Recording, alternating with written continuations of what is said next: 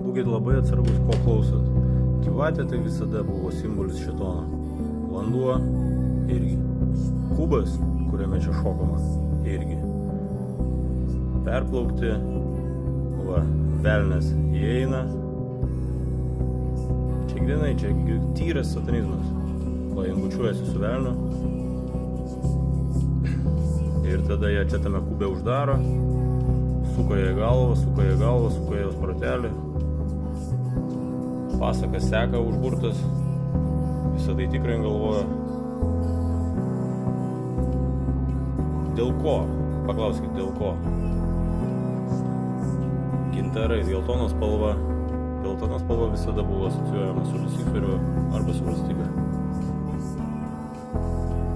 Smėlio audros, taip toliau čia nieko gyvo nėra. Čia viskas negyva šitam klipe.